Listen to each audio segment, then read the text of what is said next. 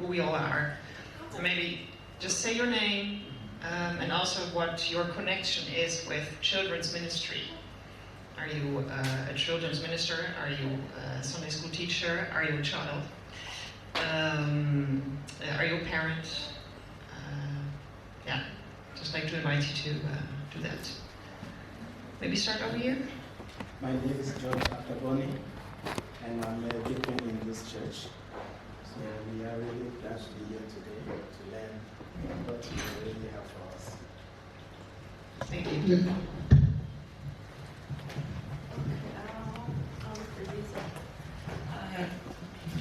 My name is Teresa. I also teach at the children the Sunday school teacher. That's why I'm really happy to be here.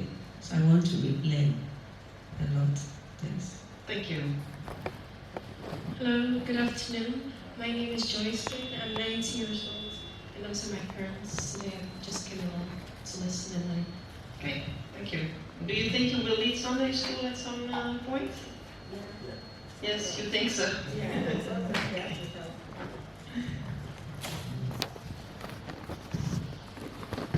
Thank you. My name is Frimpong. I'm a church member and also a part of financial department for resolution and power living bread. Thank you. Thank you. My name is Daniel Viana. I'm a deacon in the church. Okay, thanks. Hello, my name is Elizabeth. I'm a part of the church. My husband is Pastor Ernest. Okay, thank you. Thanks. My name is Doreen and I'm I'm also part of the church. I'm a parent and I came to learn. Thank you. Yeah, I know Samuel. And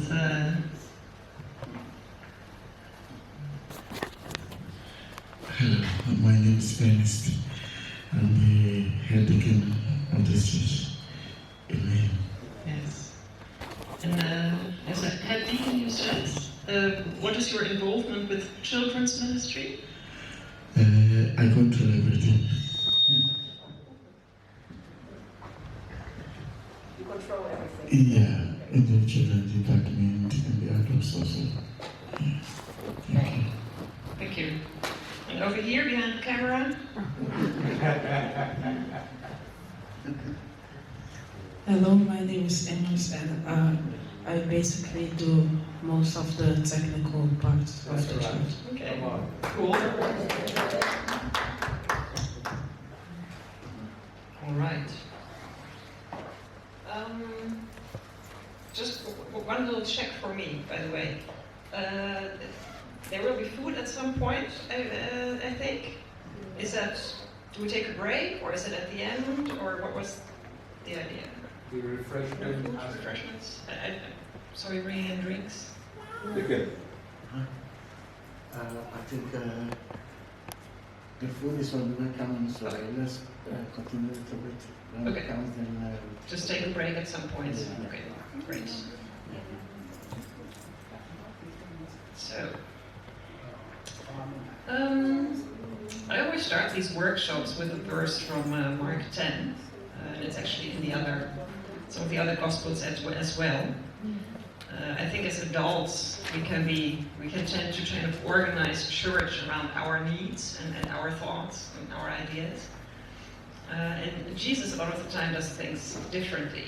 And so when at some point the parents are trying to bring their children to him, the disciples say, don't disturb him, he's doing all kinds of important stuff. And Jesus actually says, let the children come to me and do not stop them, because the kingdom of God belongs to such as these. And in another story, he actually says that children should be our example in the way that they are very open to the kingdom of God, in the way that adults sometimes aren't used to being anymore, because we have all these preconceptions and we think we ourselves are very important, and children don't have that as much.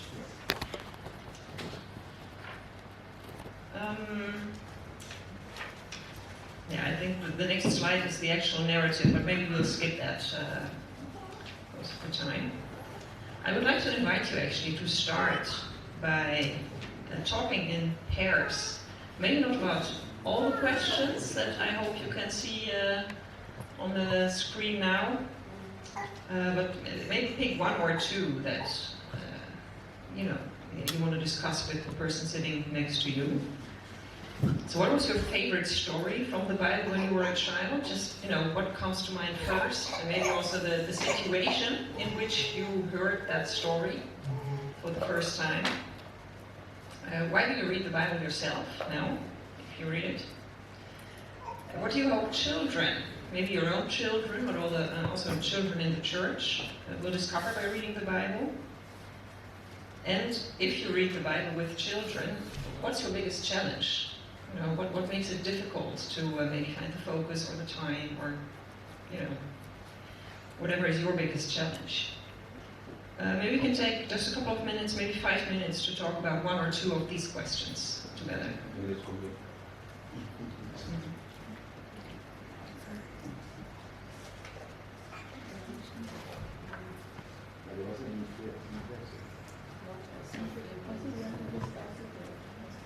have a question? I think a question like, why do you read the Bible yourself? I think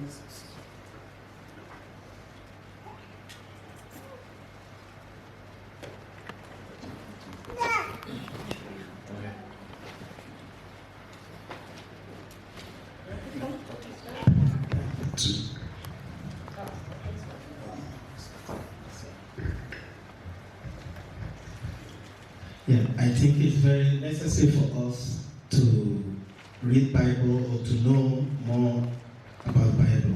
But so far as that, we are elders, we are all joined this church, and we have to grow. So there are some, we all need to be learned. So from this question, if we have deeply explanation, it will really help us to increase how important for ourselves to learn from the Bible. Thank you.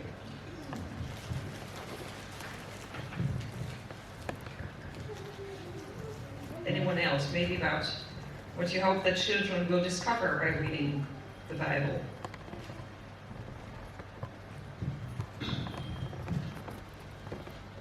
I think as a parent, if the children see us, we are always reading the Bible, we are always trying to get them to explain something in the Bible for them.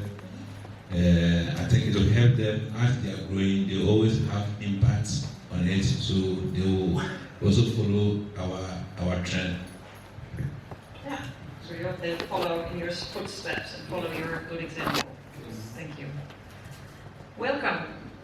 I'm glad you could join us. I think there was some problems on the road or the trams or something, so glad you made it.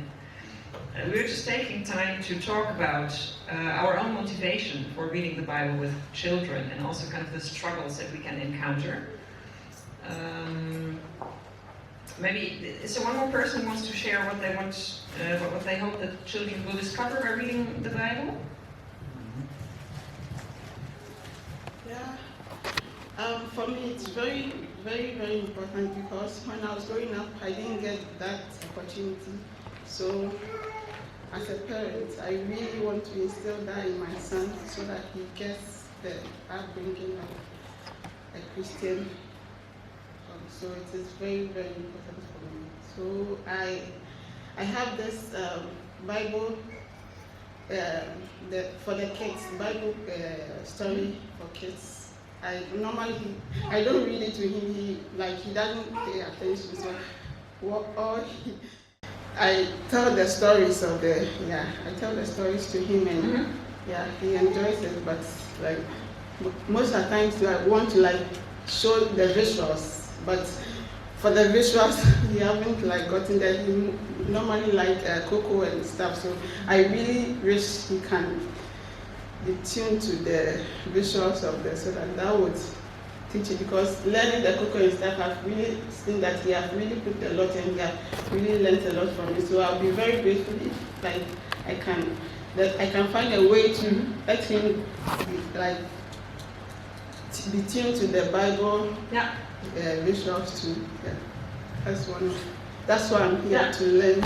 Okay, well, and I'm hoping that I'll be able to give a couple of answers, and not just me. I mean, we're all experts in one way or another here. Yes. Like also I teach the children at the children's Sunday school, and I always tell them about this Bible verse, the Philippians chapter 4 verse 18.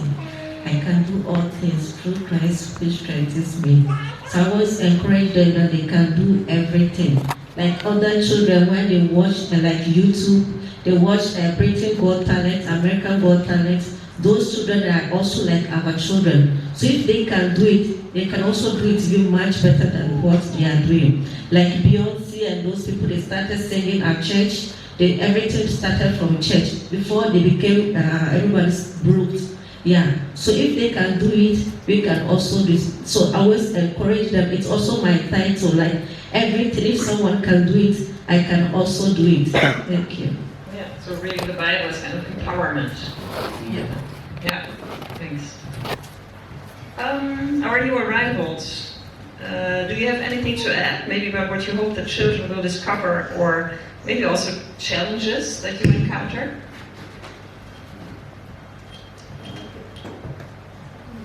I don't mean to put you on the spot. I think for our children, it's really necessary for us to teach them to know more in the Bible, because Bible is all what we have in our life, and it guides us. But it's only that when they are outside, it's not always that we can be with them, but we believe that God is with them, so they can get also influential to the other children to be a good child. I mean, if the children are facing some problems, for them to solve it in a wrong way, because the child has Bible studies in him, or he knows God, he understands what peace is. He has to learn his friends also to make the situation better. So I think when we start to do that for them, it's good for society to be good. Amen. Yes, thank you. All right. Oh, one more, yes. I want to talk about the challenge. One of the challenge is the time factor. You know, in Europe here, we are always thinking about work. When you come from work, you are tired. So the time factor to get into the children, so that you can always with them to learn something about the Bible, is one of the challenge we are facing in Europe here. So I'll be glad if you can put something about it so that you can manage how to be with them on time. Thank you. Yes, time is a challenge. I'm not sure that I can. I'm not sure that what I'm going to say is help you make time for the Bible. I do hope that what we talk about today is help you kind of make the best use of the time you have. You know, so not just, we still have to read the Bible, but, you know, make it a really fun moment that maybe the children are looking forward to even.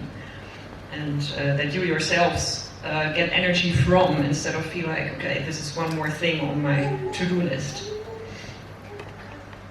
Okay. Let's go on. Oh, yeah, that's the screen. So, children and the Bible. It's not really a match made in heaven, because, you know, children are young. A lot of the Bible stories, pretty much all Bible stories, basically, are written by adults and for adults. It's a book that's from a very different time and a very different culture. It's violent at times. Children grow up in a very visual culture nowadays. Bible stories are not visuals in and by themselves. They're text. So, you know, there are a lot of things why You would think that the Bible and children don't match. But you already said there are lots of reasons still to read the Bible with children. And there are lots of ways that actually help you to do that. And I think one of the important things when you read the Bible with children is a kind of attitude of trust. A trust in the children, trust in their ability to grasp something of the meaning of the stories, to kind of absorb not just the knowledge, but also to let it, land somewhere, land in their heart. But also trust in the Bible and the really powerful stories. In the beginning, I invited you to think about, what Bible stories do I still know if you had someone read the Bible to you as a child. And a lot of the time, those stories will go with you, will accompany you for the rest of your life because they are so powerful. And they keep getting new meanings as you grow older. As you read the Bible with children, what we always do at the Bible Society with the material that we develop is we do this from the kind of, it's not a method really, it's partly a method maybe, but also a kind of fundamental attitude, and that's called theologizing with children, or children's theology, kindertheologie in Dutch.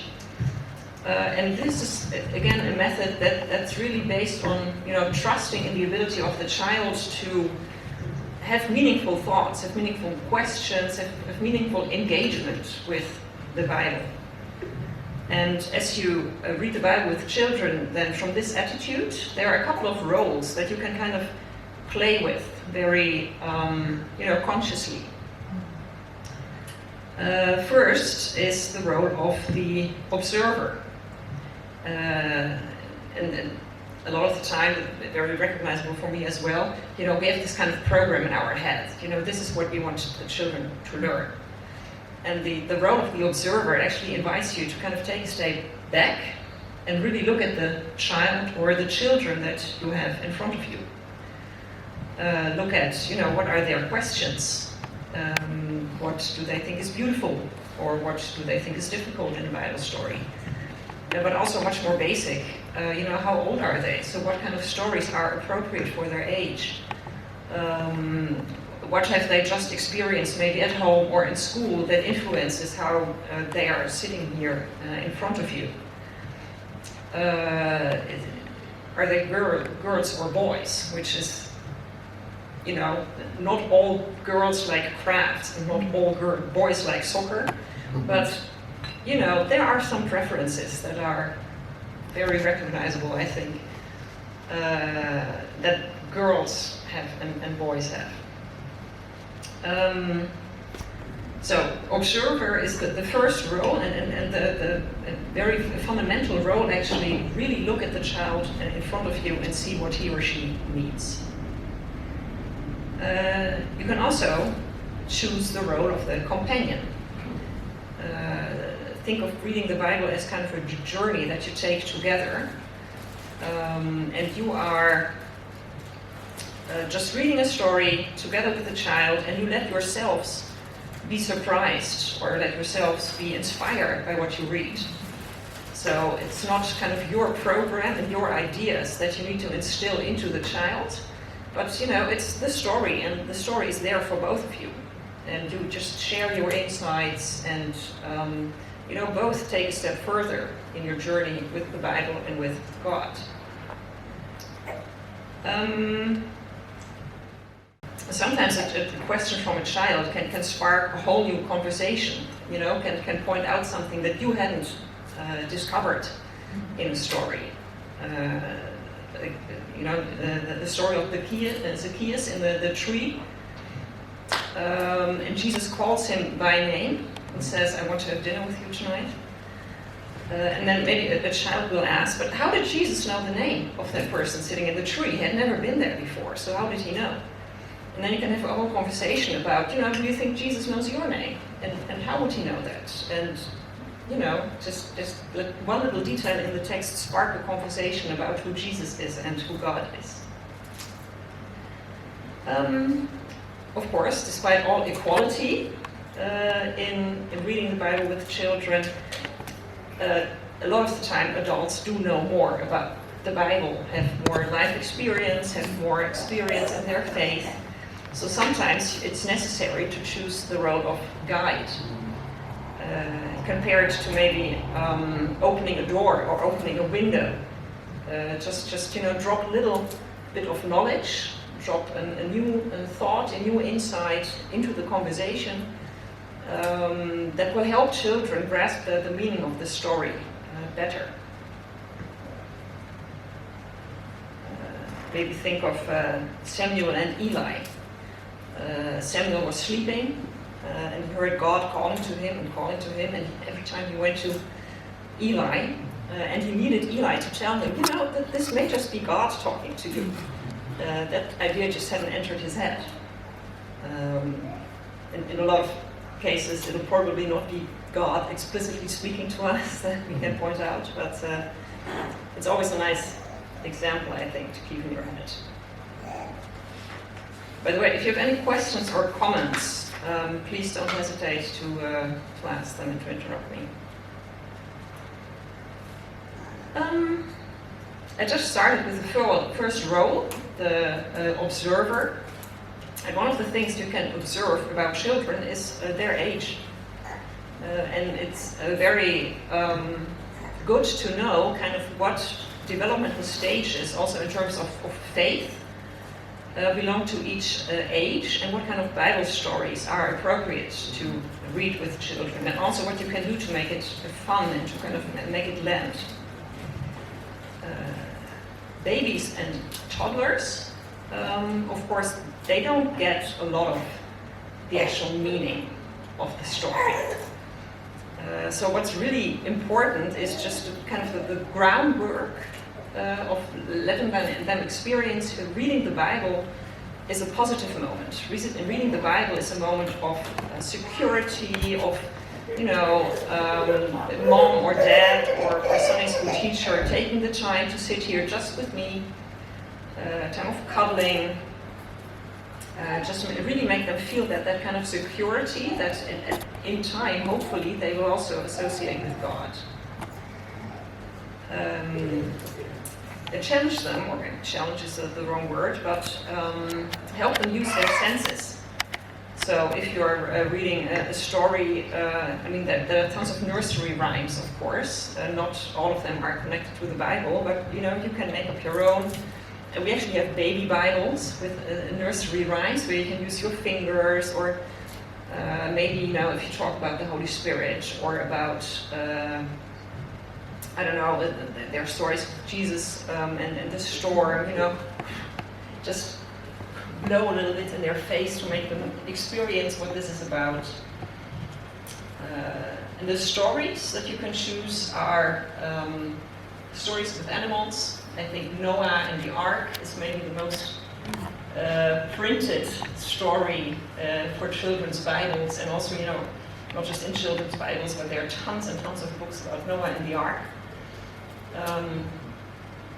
It usually kind of ignores the fact that there are tons of people dying and animals dying through the flood, which is okay. It's just about, the fun and the animals and the Ark, and about God's love and rescuing people. As you move on to the toddlers, from 4 to 6 years, they start to really develop language-wise and to also start asking questions about life. Why are things the way they are? Anyone who has a toddler or has had a toddler at home, I forget the number, but I think they ask about 20 questions a day. At least it feels that way. So,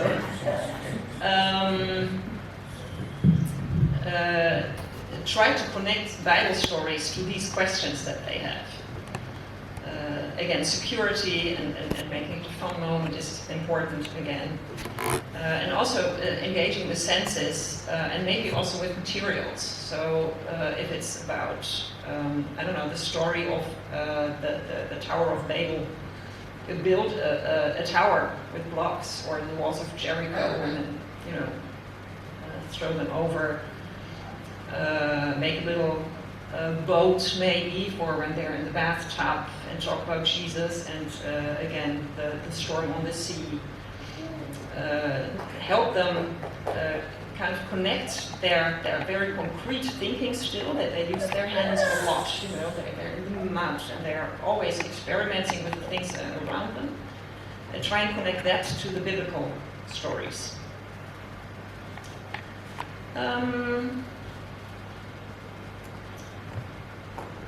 Yes, they also start, to some extent, developing friendships. So that they start, some of them have siblings, so that the kind of social aspects of life start becoming important. So the stories about friendships, or maybe, you know, about jealousy, Joseph and his brothers, but also friendship, the friends bringing the lame man to Jesus through the roof. Those are the kind of stories that they can connect to their own experiences, and that you can have, you know, have really meaningful conversations about.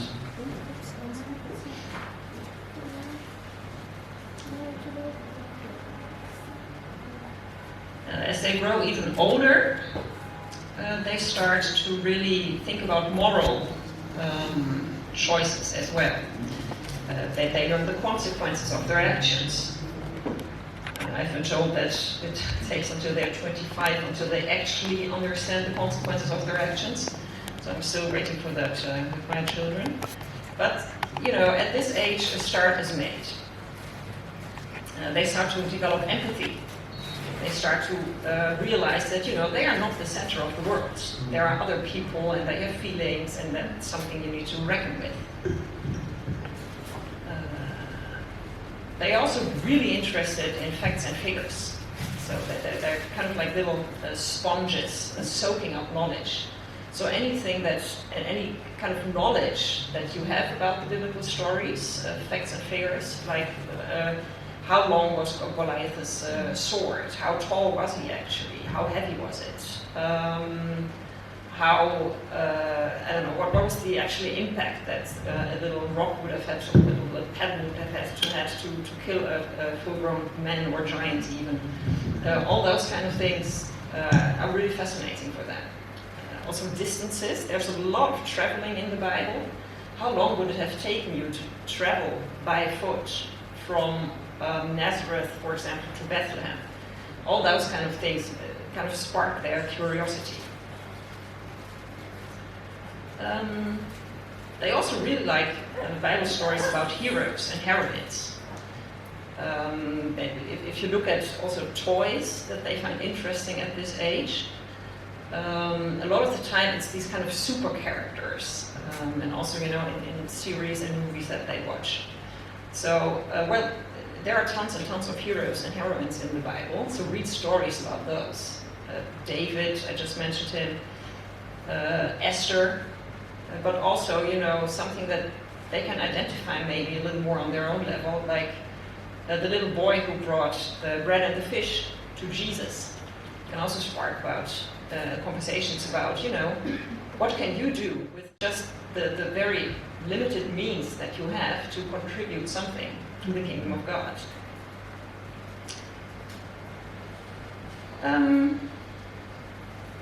Oh yes, the conscience and good and evil. That's also something that they start to develop thinking about. And also something that, of course, is spoken a lot about in the Bible. So, again, stories where the characters have to make choices. Do I side with God, or do I, you know, choose my own path? Those, again, are stories that can really help you engage the children. As they start moving towards their teens, they start thinking more in a more abstract way. And also they start criticizing, or being more critical, and maybe challenging things that they just, you know, accepted as younger child. They are more informed a lot of the time. You know, at school they are confronted with current events, both in their vicinity, in their own country, but of course also worldwide. Physical, maybe less concrete, and they develop a more adult, maybe, image of God.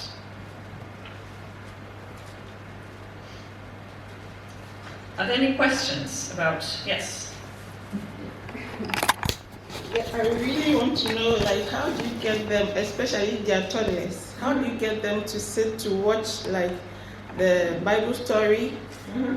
Because I really want him to, like, be glued to it. And yes. How old is your son? 4. Okay. Yeah. It's challenging. Yeah. They are young, they want to move, they want to do stuff. I think one advice is to really make it active. So talk about Bible stories that have some kind of movement in them, maybe. Yeah, I do, but he's more into the cocoa and stuff. But if it comes to the Bible stories, he will sit and then watch. Like, I sometimes have to force him, but he will go, like, he will cry. He will cry. So you have to, like, switch to what he prefers. So, like, I really want to know, how can you glue him down to watch or something like that. There's no magic trick, I'm afraid. And sometimes if they have this kind of fascination for one kind of, is it a book series? I don't know. No, it's it's a series. Yeah, on YouTube? On YouTube. Oh, okay. And then do you read Bible stories to him, or does he watch them on? He watched them on. Okay. Yeah.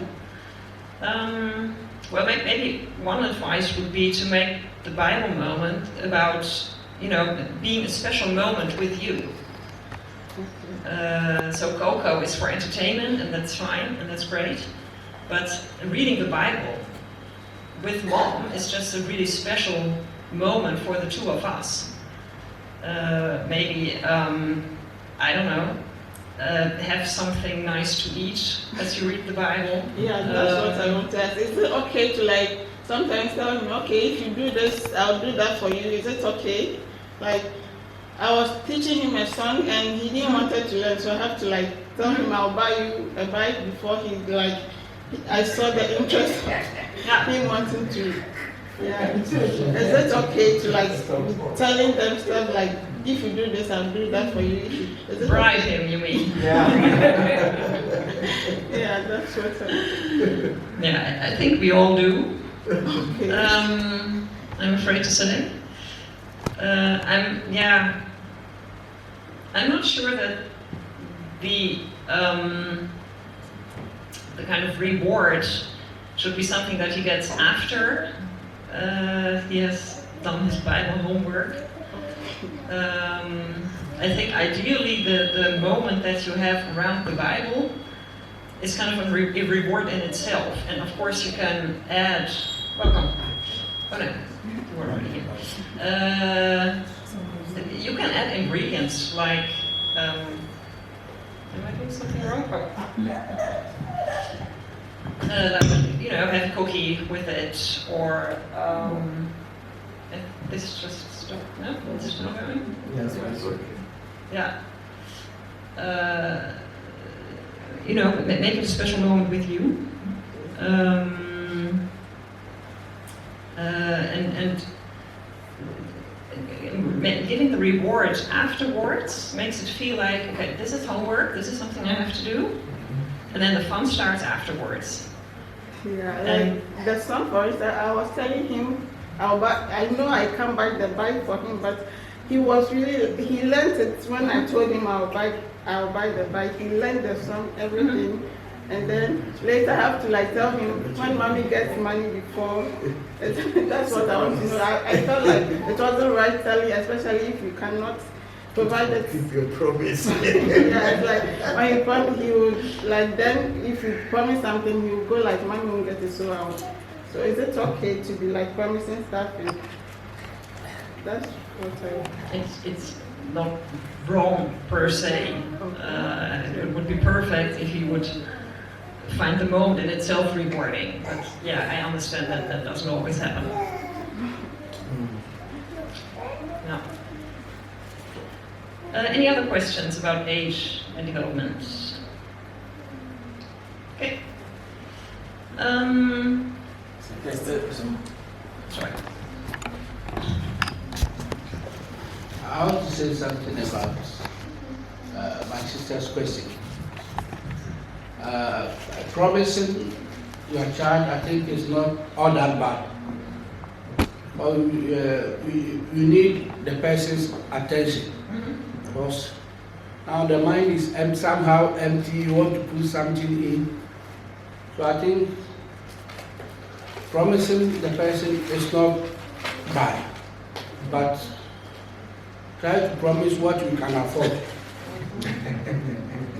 Yeah, because if you keep on doing that, it's also going to be part of the person's life. Or the promise and fail is normal, because my mother used to do that, because we are somehow role model to them, so we have to promise what we can afford. And when we promise, see, while the person is growing, if you used to promise 3 times a day, when it reaches sometimes, you reduce it to 2, gradually. So before you realize, you see, you get what you want to. That's what I want to say. Amen. Yes. Thank you.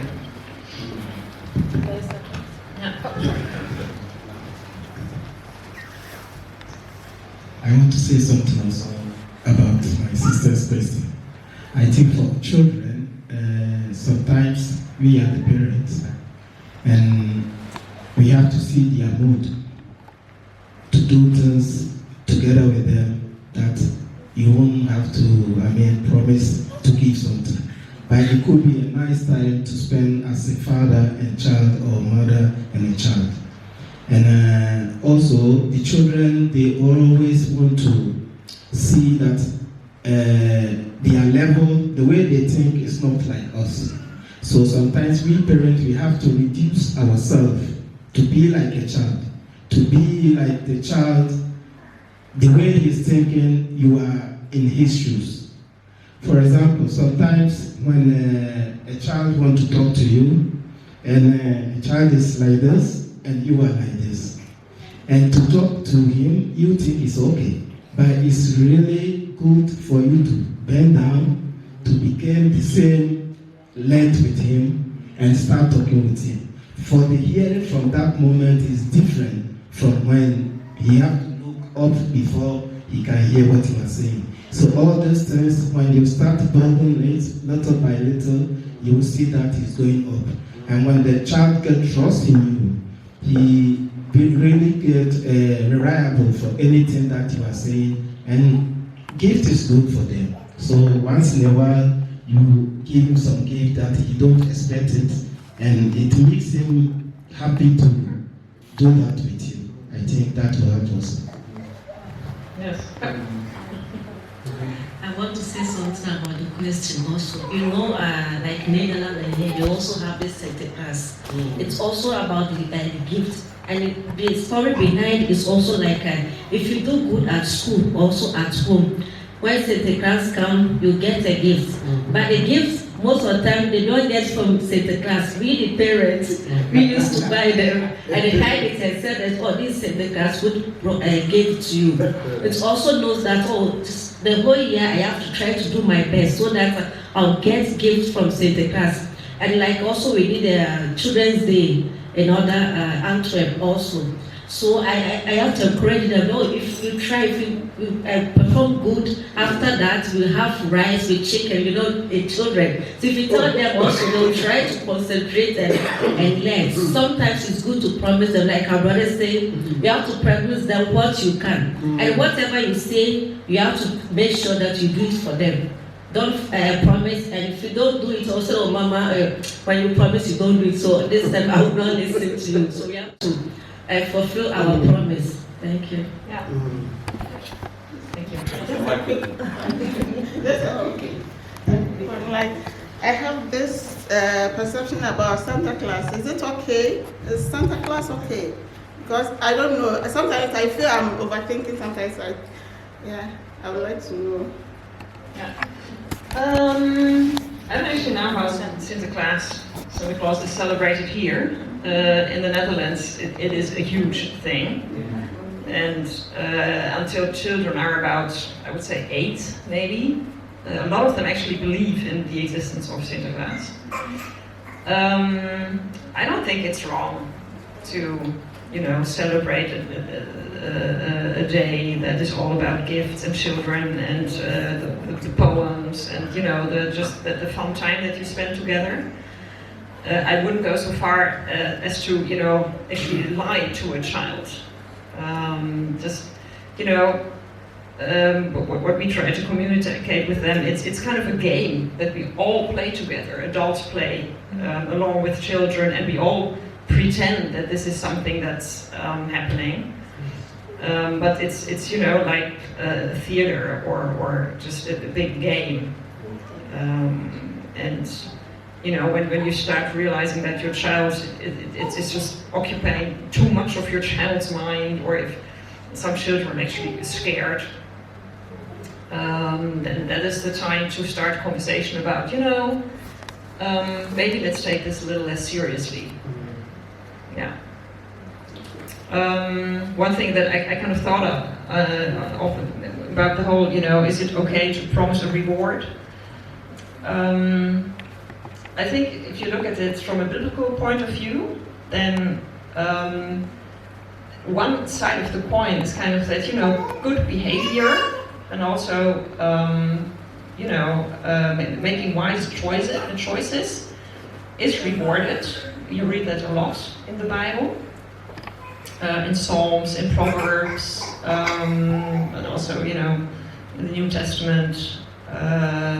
So I think making our children understand that good choices lead to good consequences, rewards, I think that's one really good kind of lesson to instill in them. And the other side of the coin is that a lot of faith, or the kind of basis of faith, is grace. It's something that we can't earn by doing our best. So if you find kind of a balance between these two, I think that's really a good thing to teach your children. Yeah, like you said, sometimes just surprise them with a gift without it being attached to good behavior.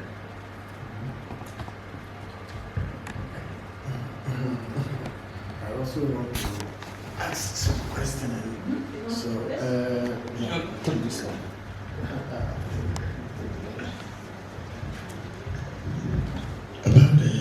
About the kids, when they are young, the parents will do their best to give them what they're supposed to give, train them, teach them, do everything.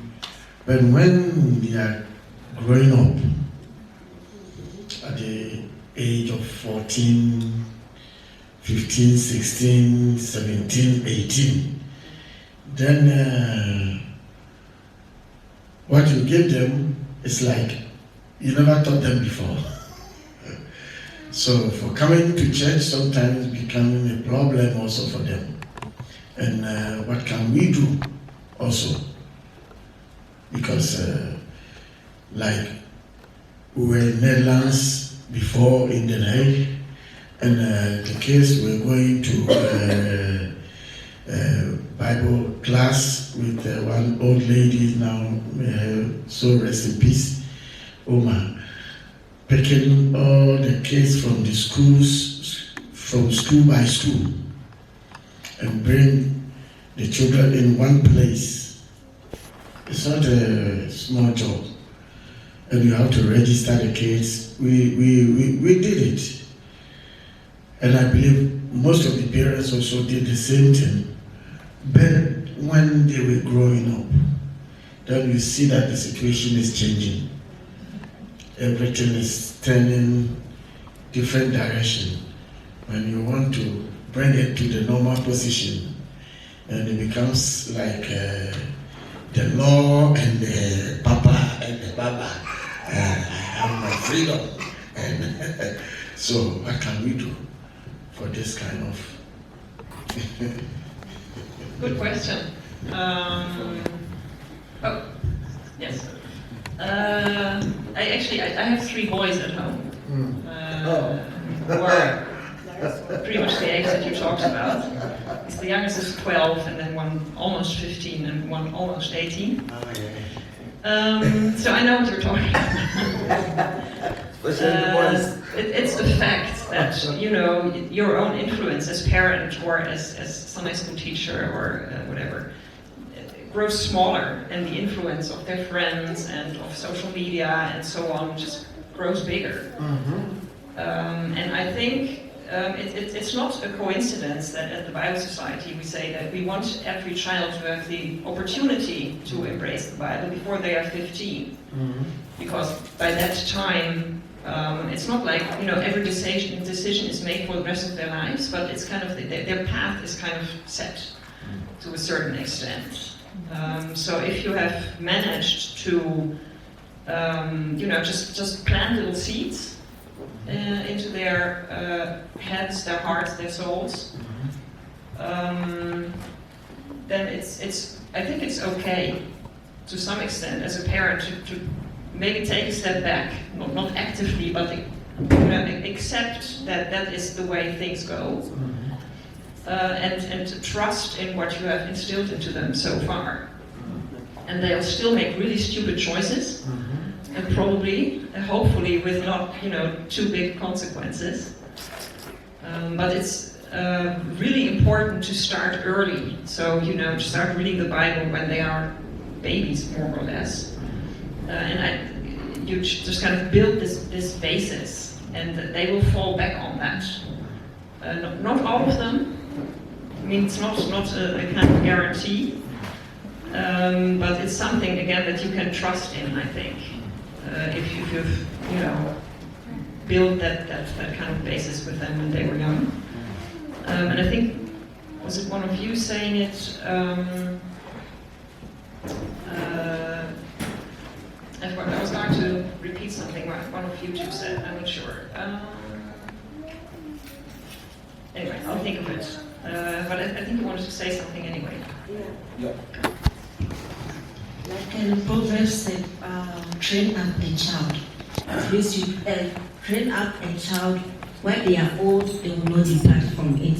That's what the Bible says. So when you train them when they are small, always I make an example, like someone go and buy a dog or a cat.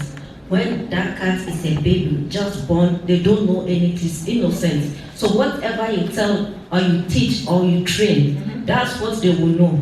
Like our brothers and sisters, Muslims people, they know that they will teach the children how to cover their hair, prepare them, so when they are old, they know that this is our religion, you must do this. So when they are small, we have to train them like this one, she don't know anything. So whatever I will tell them how to do and to teach now, that's what the children know. But sometimes, yeah, when they are old, sometimes not everything that we teach them, that they will do it. But at least 1 or 2 things that we teach, we're supposed not to stop. We still have to continue to teach them to read the Bible for them to understand. So one day, yeah, I think 1 or 2 things, they will still remember what their parents told them. Yeah. I'll come to you in a second. I was actually kind of curious if you have something to add, because, yes, I don't remember your name, but you were the age that we are talking about. Yeah. Are we talking nonsense, or... What do you think? Yes, I think it's good that... You want the microphone? Yes, I think it's really important that you teach a child when they're small. And I also think that you have to look at the age groups as well. So you start from small and you just start with the most basic Bible stories. But when they're like a teenagers from like 12, 13 years old, I think instead of just, for me, how I experience is that my parents trying to teach me the Bible as well, but also the personality I have is I like to ask questions. I like to be criticizing about things if I don't understand, because the way I am is I just don't take things for the way they are. I try to understand it and put it in my life as well. Yeah. So I think it's important that the parents listen to their children, and try to understand what is going on in their lives, trying to put the Bible next to it. so that they understand what's going on. Yes, thank you. I have to say something. The question my husband said, you know that it's difficult. My work is gone. Nowadays, the children is difficult. So far as we say to learn into the Bible, I think that sometimes the children will think a different thing. But we as parents, we have the patience to continue to do good things to the children, talk to them nice way, to teach them the Bible. But as far as we don't know how to say it. To talk to their children, good things, to learn into the Bible, no matter how the children do it, later God will call them to come back to understand where they are. Teach them for good things, to training for the Bible to them to know how to go. Maybe your children do the same thing, but don't think about the children is not listening to you.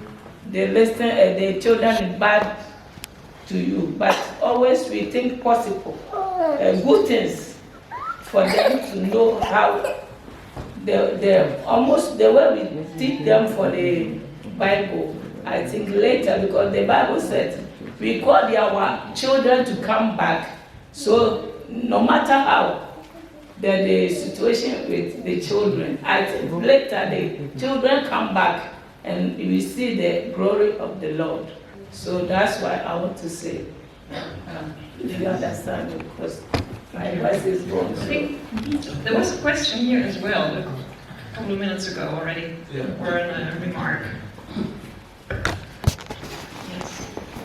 About our senior deacon question. Before I saw 3 to 4 years on the screen. I think we are learning, so it's better we start early with the kids. Now look at their age. How some of them has their own phones.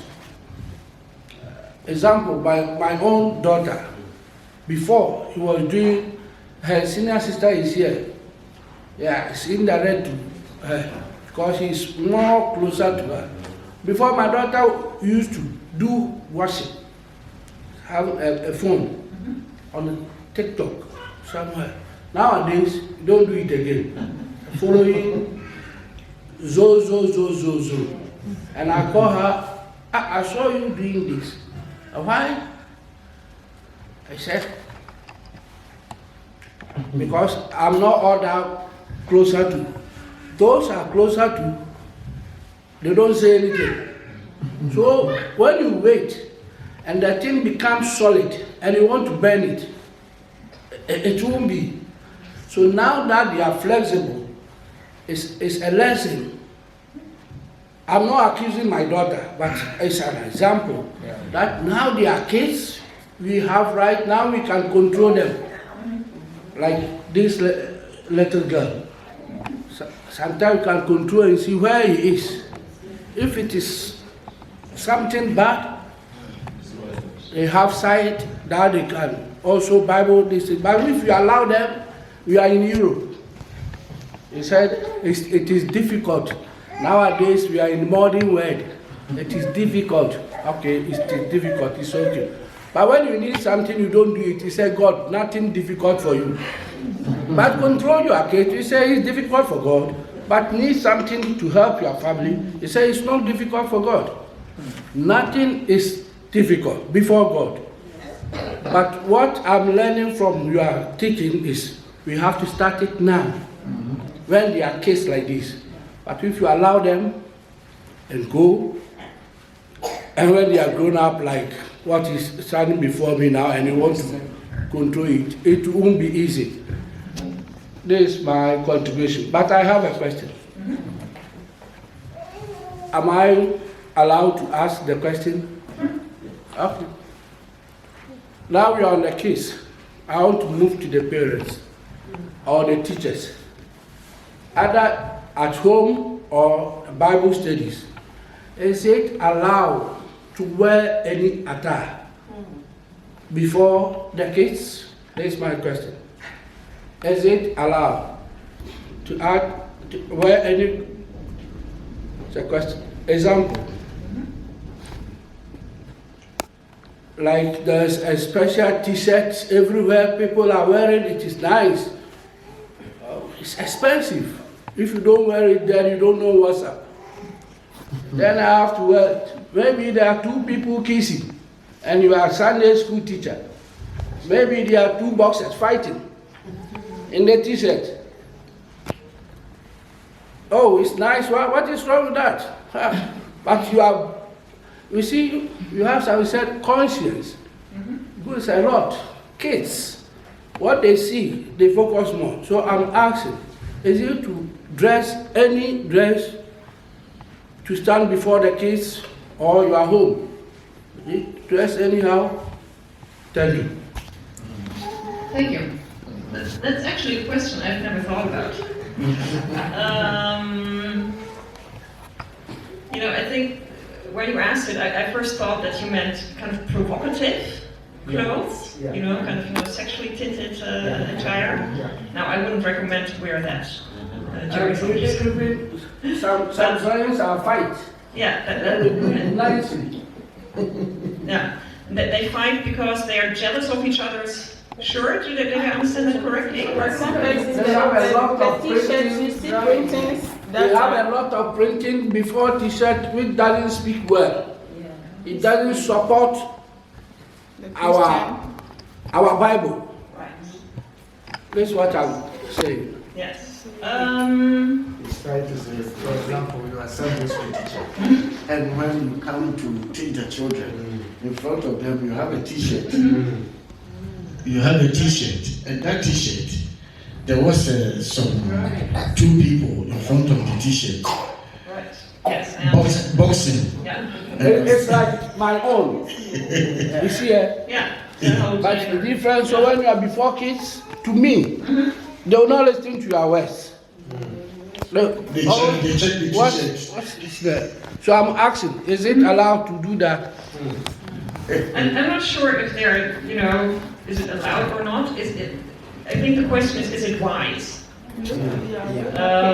Because what you wear also kind of tells a story. That's right. So if you have kind of some Sunday school lessons about love your enemy, and your shirt is telling a completely different story, then I think it's difficult for the children to, really get what the lesson is about. Unless you use that shirt as part of your lesson. That's right. Saying, this is a shirt that I bought in the store, and apparently this is what's normal in culture today, fighting. Then we have to be careful about what we wear to, right? Yes. I think there are cases that your clothes can tell a different story from what you are trying to achieve in that lesson. That's what she's saying, be wise. Yeah. Be wise. Yes. Yeah, someone wants to ask us. Yes. Okay. So I'm asking, when you are teaching children from the age of 7, they have a different perceptions, like they are always on their phone. You tell them to leave their phone so that you teach them. They won't listen to you. They will prefer to talk with their friends or either concentrate on their phones. When you are trying to teach them, it will be like you are irritating them. Yeah, so how do you go about these ways? I think in that case, I would try to put the responsibility elsewhere. So to just make the choice as a church to ask parents to have children leave the phone at home or leave it with their parents. It shouldn't be your individual fight every Sunday morning. It should just be something that's normal in the church, that when you go to Sunday school, that's a no-phone area. Okay, and some too say, they will tell you like, my mom wouldn't tell me to do that, so you can't command me to do it. My mom doesn't do that to me, so you can't decide for me.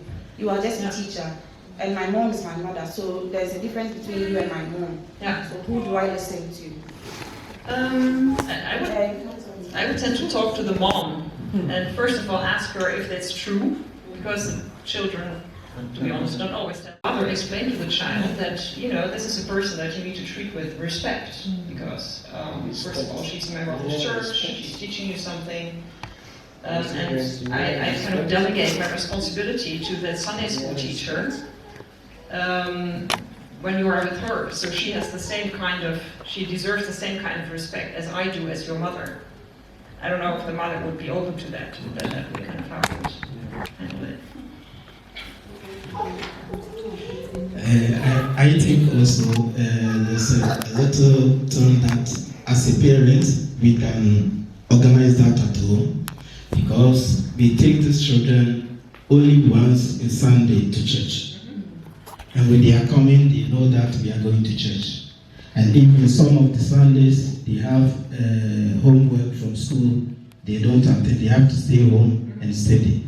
So it means what the children got from Bible or Christian life is not enough for them.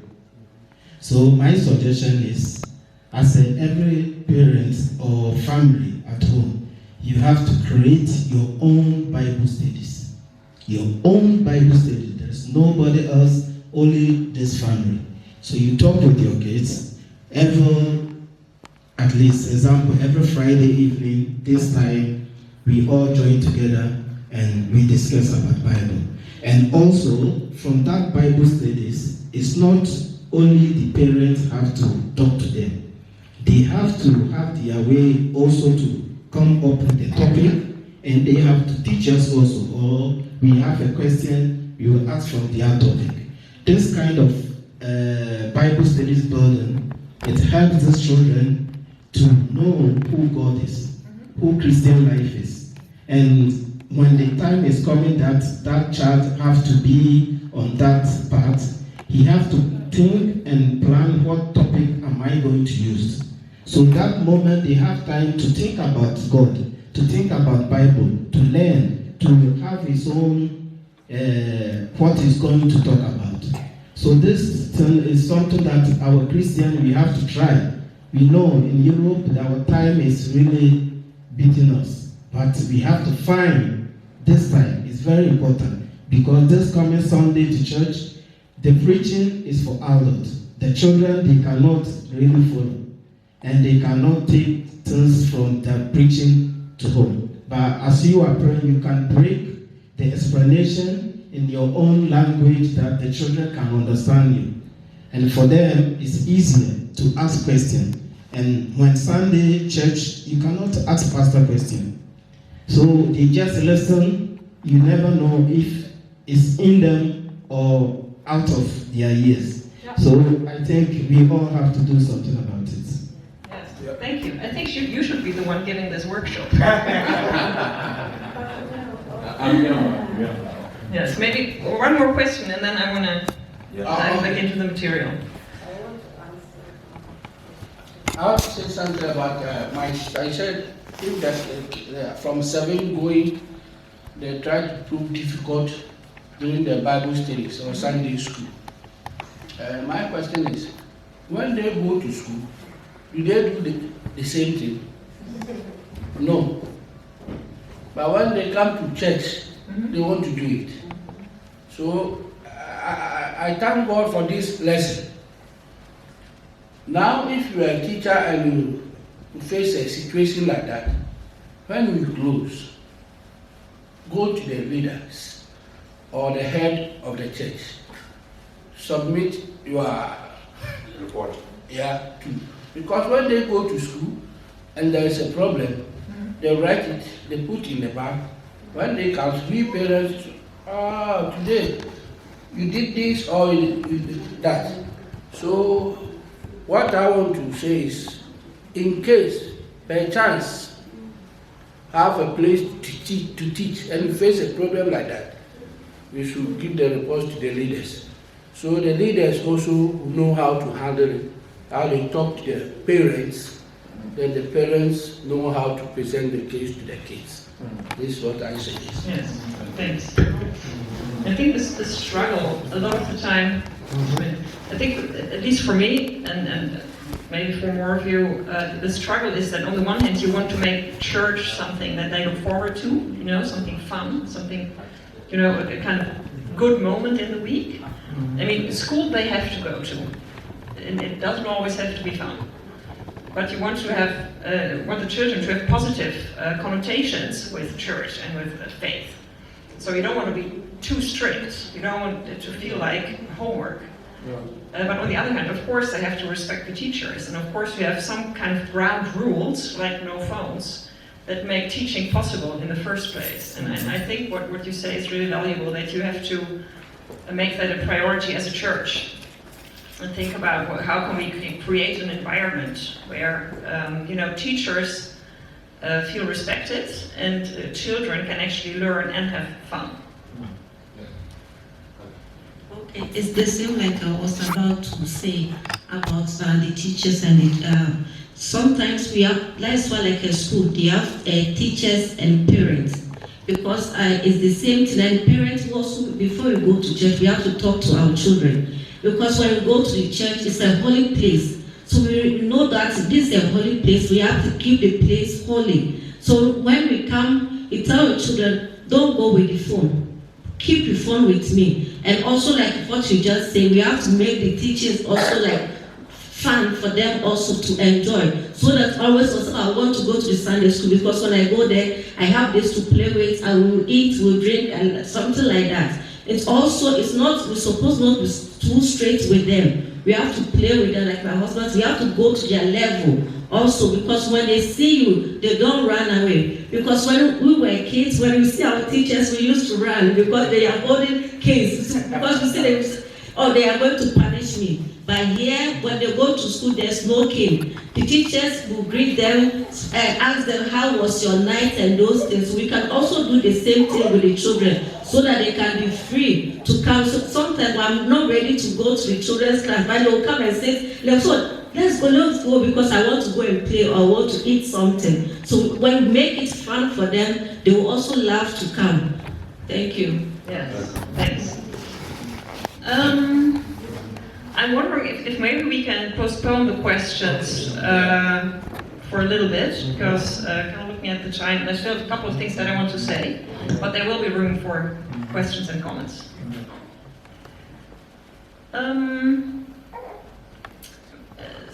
The next slide is on? Yes.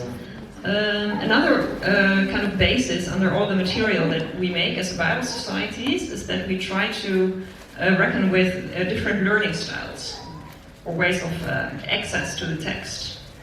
And it's not, you know, a hard scientifically proven theory, but I think it's something that we all recognize in children that we deal with in our families, but also in Sunday school, that children just kind of absorb the world around them in different ways.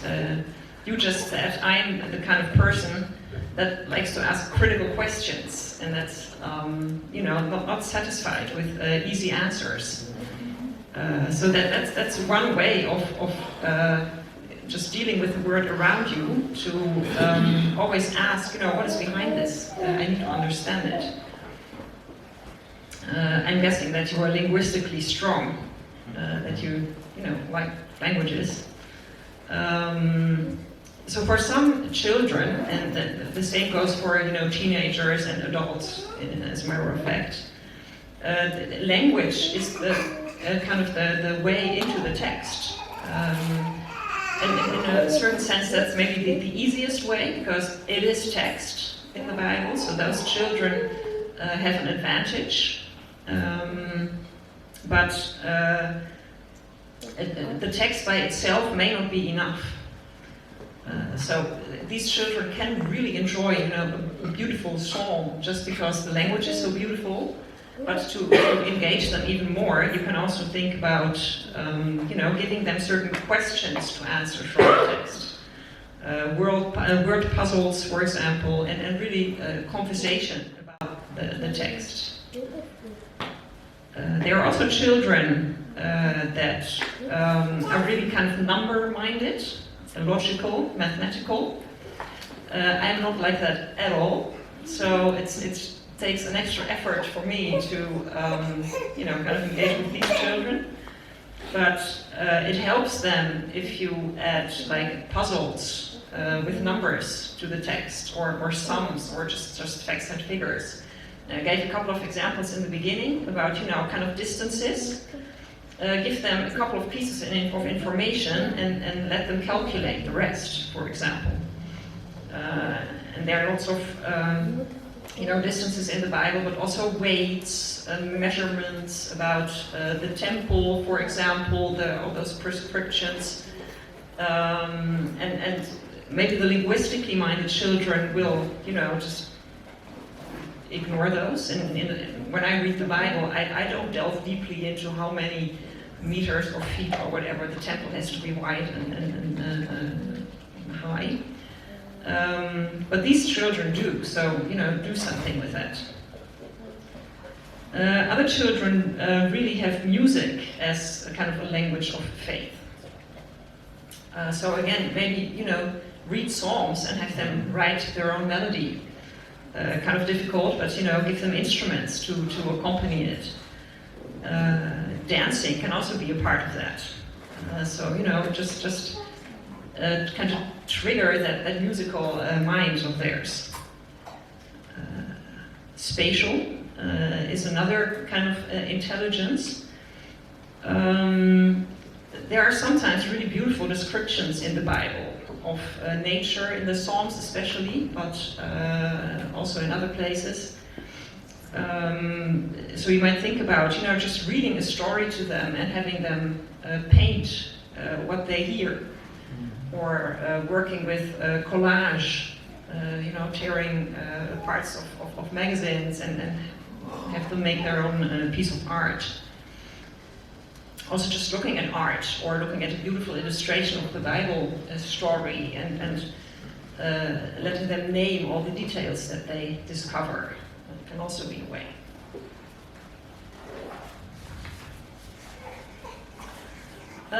Some kids, not just boys, are really into, being active with their body.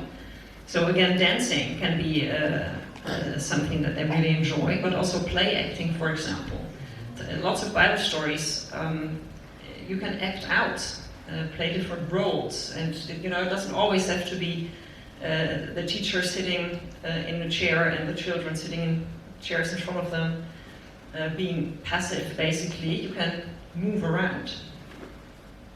Experiments, crafts. I'll get into Bible basics in a minute, and we always add some kind of an experiment, something that you can do with your hands, but also, just kind of experience.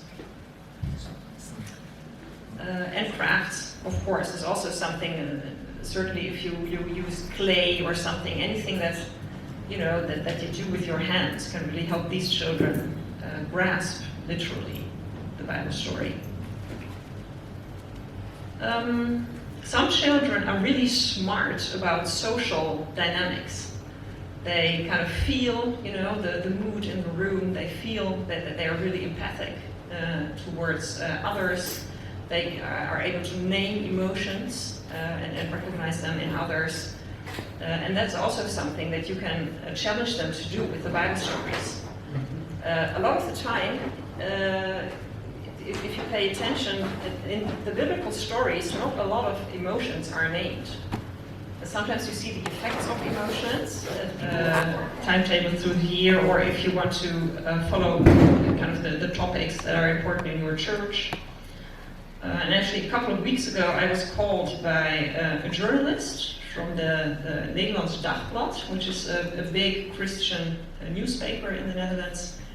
And he wanted to do an interview with me because at the newspaper they talked about, so what is your church doing in this time leading up to Easter? And I realized that pretty much all of them were doing Bible basics. And they were all from different churches. And they were just really curious, how is that possible? And I think it's possible because we try to really stick to the Bible without giving a lot of theological direction. So we give background information, but we don't say, so this is what the story has to mean. you can still use your own kind of language and your own kind of, you know, tradition to fill that in.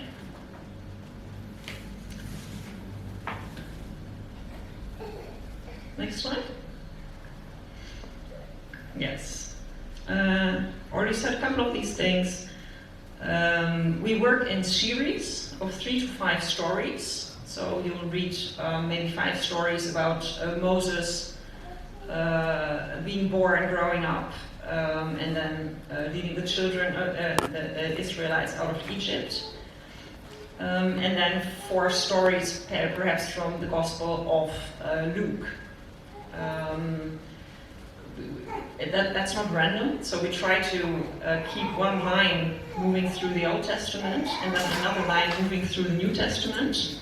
So children will also kind of get a sense of who is who and what's what in the biblical story. Nowadays, few people know who came first, David or Abraham, or even maybe Jesus or Abraham.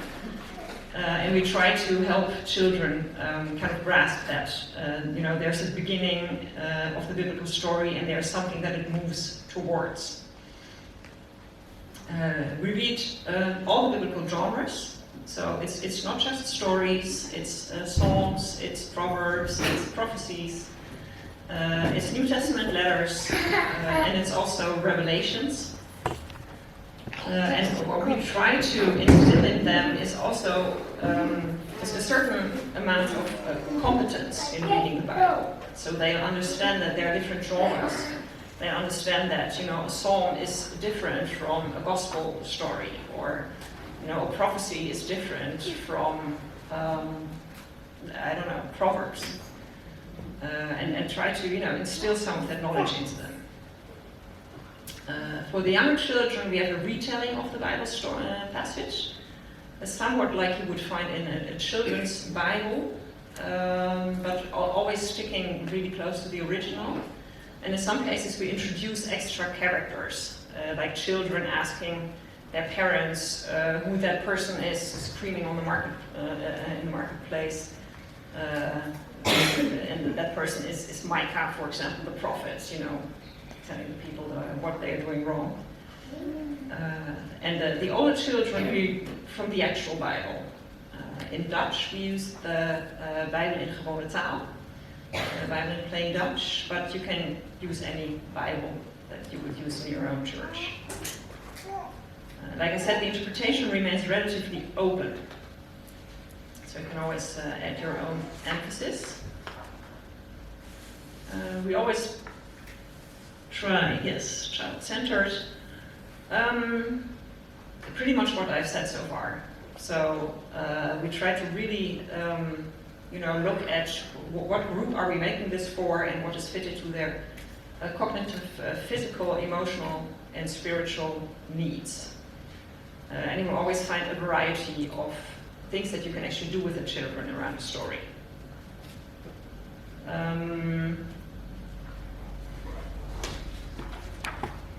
How does it work? You can make an account on Bible Basics. I realized that I put NL. I think BE works as well, probably. But NL, you're sure will work. Register with a free account and then just download the programs. And you can follow the Bible Basics year, like I just explained. It's always, you know, a couple of programs from the Old Testament and then a couple from the New. But we know lots of churches that kind of mix and match and fit the programs to their own schedule.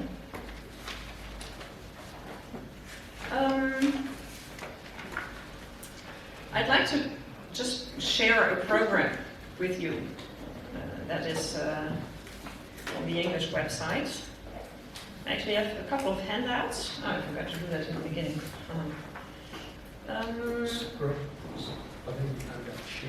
Yes, and maybe you can hand these out. And I have a couple of copies of the program, but you'll have to share. I'd actually like to put it up on the screen as well. It's the same one. It's not the same.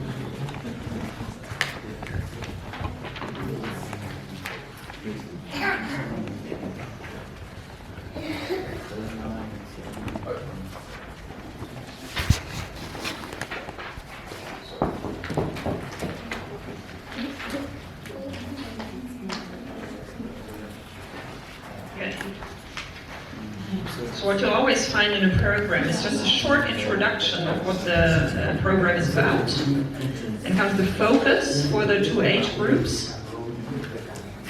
You always find backgrounds about the context of the Bible passage, both within the biblical canon, but also sometimes about the historical circumstances behind the passage. So in this case, you'll read about the journeys that Paul made to different places. And also a bit of an explanation of the Bible passage. So what are key words, for example? How does it relate to other, to big themes in the Bible?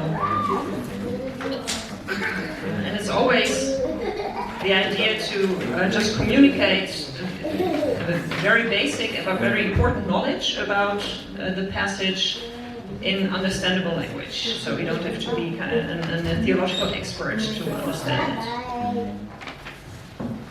My favorite part is always, what will you need? That's the thing that I turn to first when I have to do a lesson, because it's just in one view you see what you will need.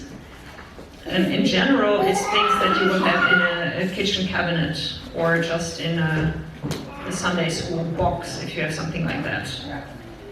In some cases, you may have to go to the store to get something extra. There's always kind of an activity, a kind of moment with the children in the church service. I don't know, do the children here go to the Sunday school immediately, or are they in the church first and then leave? They first here, and is there a kind of moment with the children before they go, or do they? No. They stay with their parents first. Okay. It's about preaching, then they go to their class. Okay. So for that moment, we always offer suggestions of how you can introduce the story in the service. So there's always a little conversation, generally with an object or several objects that will just kind of spark their imagination. In this case, they have to guess about an unknown object, because the story is about the unknown God. At the children's service, to ease them kind of into the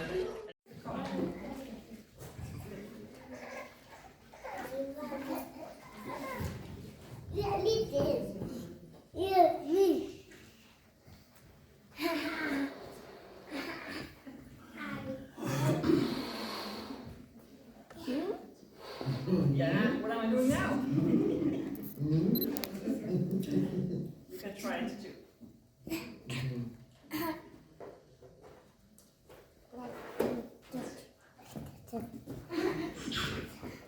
So what you're going to do is one person is going to hold the balloon, and the other person is going to read a Bible verse and have their mouth really close to the balloon. Which of you wants to hold it? You want to hold it? Use both hands if you can. You don't need the microphone. Yes. And you? You don't actually need the microphone. Actually, the microphone might be in the way. Read this verse really close to the balloon. The balloon? Mm-hmm. Okay. Paul said he did this so that they would look for him and perhaps find him as they felt around for him. Yet God is actually not far from any one of us. Thank you. Did you feel something, or was it too far away from the balloon, maybe? I should still vibrate. You felt the vibrations? Okay. That's the idea. No, I think it worked. Yeah, I was kind of doubting because you were speaking a bit kind of next to the balloon, but even in that case, it still worked. And so the idea is that, people feel around for God, and that's made visible and kind of can actually be felt through this experiment, which will help children, think back. Oh yes, there was a balloon in Sunday school. Oh yeah, what was it about? Oh yeah, it was about Paul talking about a God that can be felt, a message maybe that can be felt. So thank you. That was the last thing I wanted to do, and maybe just give the balloon to the kids and there's something to do. Thank you.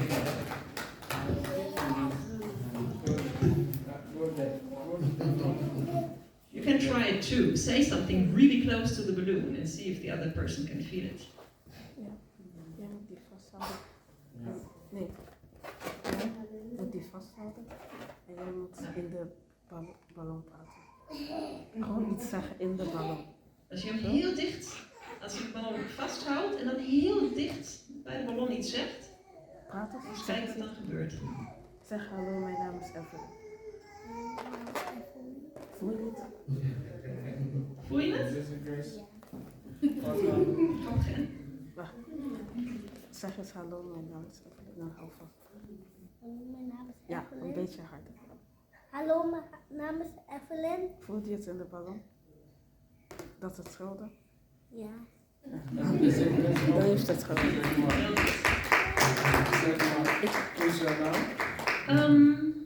I promised that there would be time for questions at the end. So I know you had one. Do you want to start with your question from a little while ago? Or remark maybe? Yeah, that was about the question that my daughter asked. That is what I want to say something about it. That normally if I think my deacon also has said it, that if the teachers are facing difficulties, immediately they don't have to wait.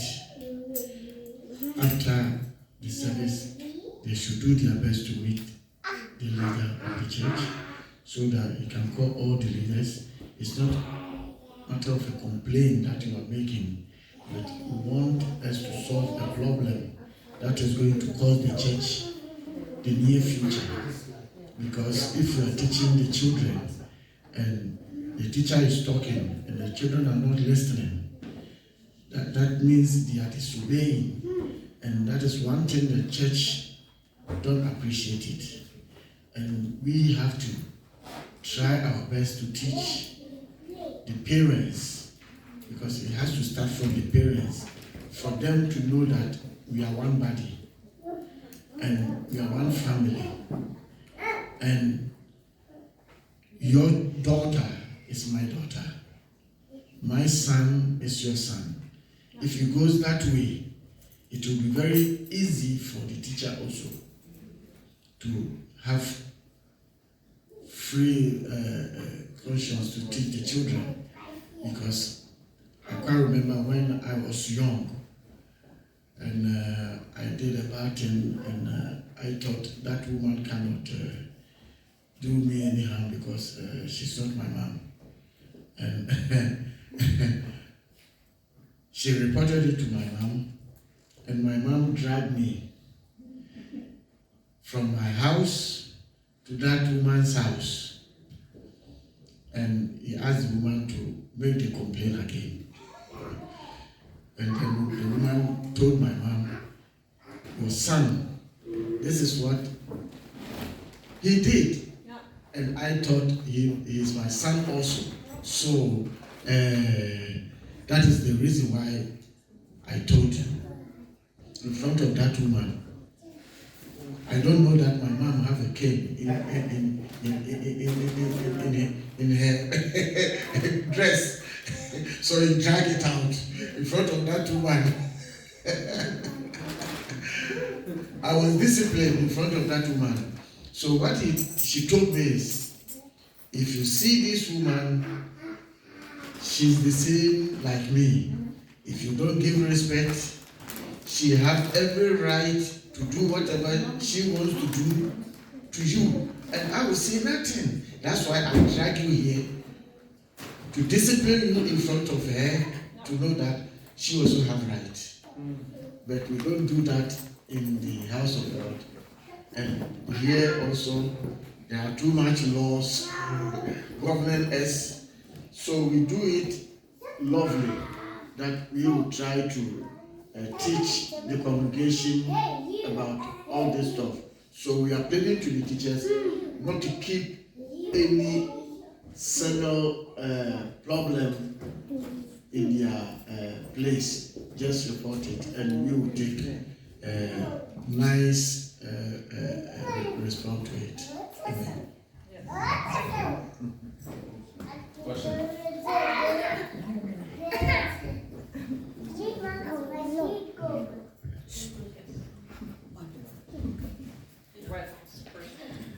Please, you ask that when the children come to church, they go straight to their class or they stay in the church. And and you said something that if they stay at the church, they have to do something. So I want to ask you, what should they do before they go to their class? Please, do you get my question? I didn't hear the beginning. Yeah. You said that, you asked me a question that when the children come to the church, do they go straight to their class or they stay with their parents? And I said that they stay with their parents, so I ran the preaching, they go to their class. And they said that they have to do something before they go to their class. So I'm asking, what can they do before they go to their class? Yes. It depends on the program for that Sunday. So in Dutch churches, I don't know what's common here, but in a lot of the time, the children will be with their parents in the beginning too, and then go to their own room. But before they leave the service, there's a short moment with them in the front. It can be with the pastor, or it can be with a Sunday school teacher. And I think it's something that works both for the children, because the story of that lesson is already introduced in a kind of way. Usually with something that makes them curious, so they want to go and hear more. But it's also nice for the adults to hear what the children are going to talk about, because then when they come back, you can ask questions. Oh, so you heard about the story of Paul in Athens. What did you learn? So it kind of, cuts both ways. And in this case, it was about objects hidden under a cloth, and they have to guess what it was. I think it was by feeling them, and not seeing but feeling them, and then guessing, oh, this is, I don't know, a pencil, and this is a pair of sunglasses. Yeah, but for a different Sunday, it may be something completely different. You had a question as well. About the telephone nowadays, you know that the children are really addicted to telephone. But for them, when they are in the Bible Sunday school, some of them, they still want to have their phone with them. So we are talking about that it's good that the parents have to keep them after the church, then they can get it back. Distance is really necessary that every parent have to really do that, because if you didn't do that, you give a problem to the person who is teaching them. But it's necessary for them also to be there, so that the parent can focus and also really follow what is going on. Even like now, we will see that the way the children are doing normally, if we have their own place, we can follow this program much better than what is happening now. This is example. So this kind of give these children really peaceful place to have fun, and also these children have so much energy that the energy have to be out. So if you didn't follow the way that they can be happy, the energy will be out. They will really frustrate you. They will do things that you won't be happy with it. So it's very good that we have to get really less about this and also fulfill that the children will be happy to be church. So the phone, telephone also, some of them, when you take it from them, and they really be unhappy. And because of that, they do things that they're supposed not to do because they want to frustrate you that you give the phone back to them. And it's not working so. So we have to really take it serious that we can make changes. Yes, thank you. Ladies first.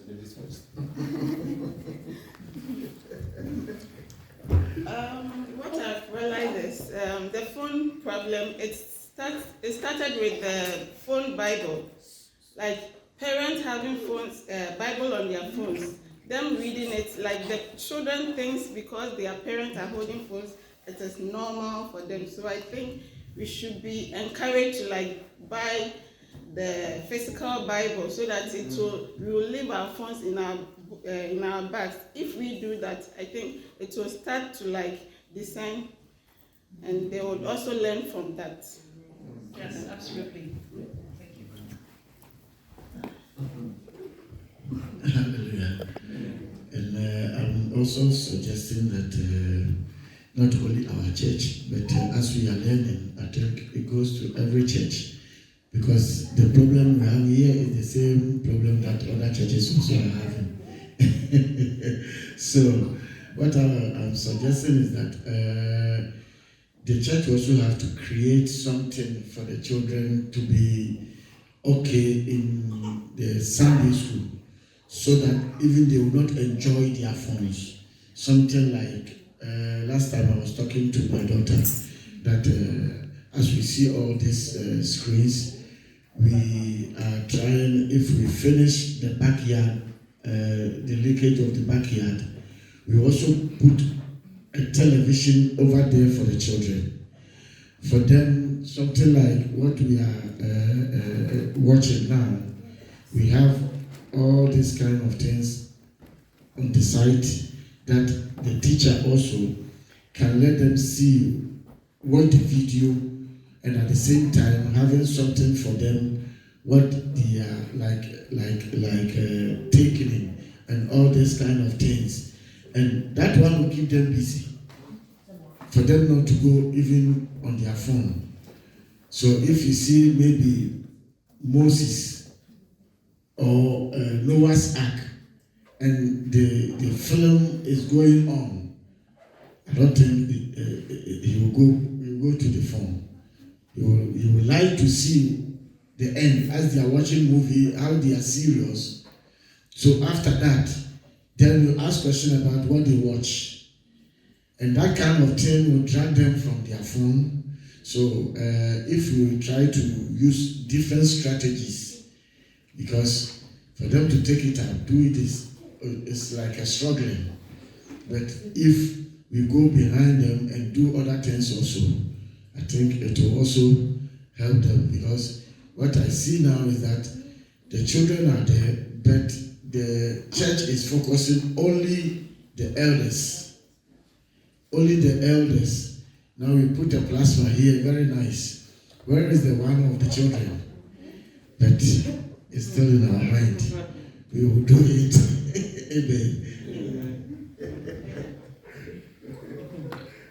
I want to ask a question. It's about peer pressure. I've been living with a lot of young guys, and some of them, their parents, they try to raise them up through Bible, but as time goes on, now they departed from it because now they are following their friends. If you complain, don't do this, you say, Master, my friend is doing this. A lot of people are into drugs. So in this case, what parents can do about it? is going on a lot in Europe, especially here. I've seen a lot of friends which their parents are very, very Christians. They always try to live with them with Christ. But their children, when they see their friends on the other side, they try to push to them. So in this case, what the parents can do about it? Thank you. That's a difficult question because young people, and I think even people our age, we want to fit in. We want our friends to like us, and we want them to approve what we are doing. And I think, again, it helps. It's not guaranteed, but it helps to plant seeds as long as they're young. Once they're 14, 15, 16, and then you start trying to change the path that they are on, that's much more difficult. And also kind of keep the communication lines open, so that they start having their own lives, and that's okay. That's part of their development at that age. But try to check in very regularly. And give them the feeling that no matter what's going on, you can talk to me, and I want to be able to talk to you. I think that's really important, and not always letting them feel that what you're doing is from a kind of a position of love and concern and not judgment, because that will close the communication lines really quickly. But perhaps others have other advice as well. Yeah, that's like, it's most time like my fear, like raising kids, especially here in Europe, it's really my fear. But once I think of it, some time ago, like I was thinking of it, and what came in mind was like Lot. Lot was able to like raise his kids without them not like doing exactly what the community were doing. They were into gazing and stuff, but Lot and his wife managed to train their children. So that, like, anytime it comes in mind, like, how do you train? I'm like, somebody have done it. So it's like when you put in prayer and when you like bring your child more closer to you and he like listen to you and you have that kind of friendship and connection with him or her, I think like it's also one of the ways to like teach them in how you think they should. It's really like it's something that I really think of it.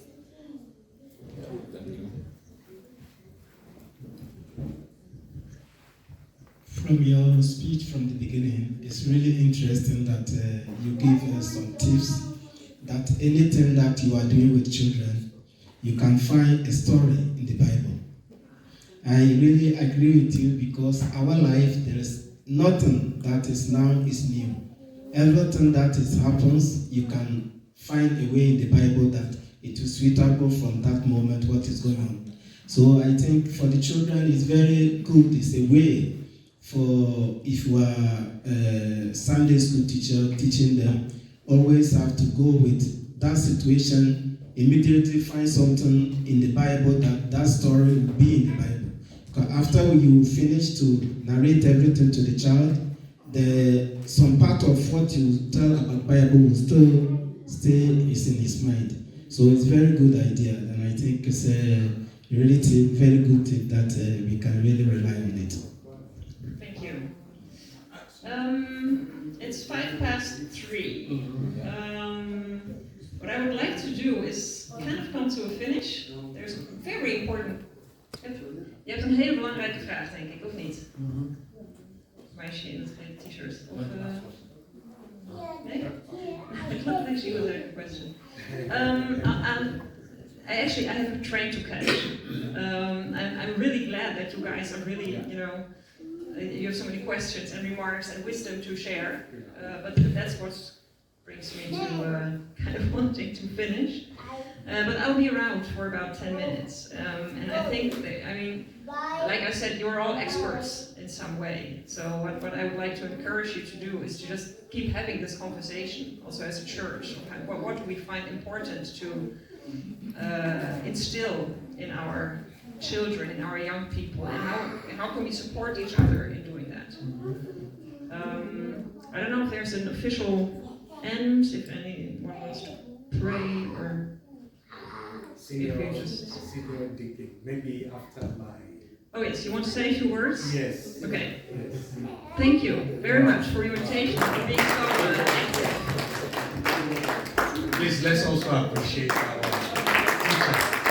Thank you so very much.